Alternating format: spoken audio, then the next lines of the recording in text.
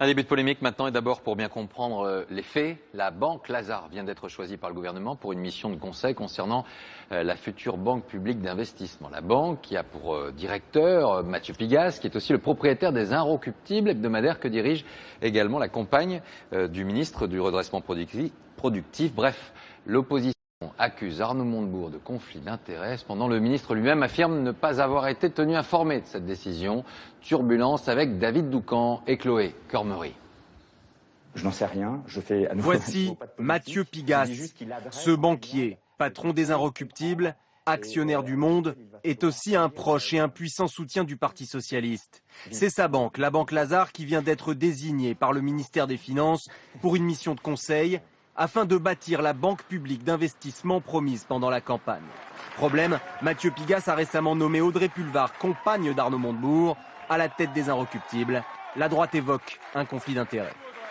Y a-t-il confusion des genres? Y a-t-il conflit d'intérêts? Y a-t-il à tout le moins connivence? Moi, ce que je relève d'ores et déjà, c'est ce lien très fort entre les milieux de la finance, tellement décrié pendant la campagne de M. Hollande, et le Parti socialiste et le gouvernement aujourd'hui. Arnaud Montebourg dit qu'il n'a rien à voir avec cette mission confiée à la banque Lazare et va même plus loin.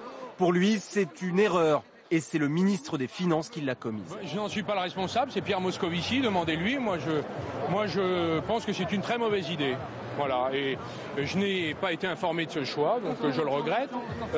Moi, je ne suis pas très pour. Pourquoi? Parce que pour faire une banque, il ne faut surtout pas demander à des banquiers. Vous comprenez?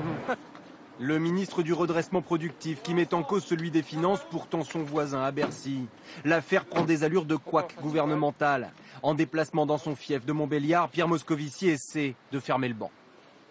Je vais répondre ça très factuellement, que tout s'est fait dans des conditions absolument normales et qu'il n'y a pas à s'étonner.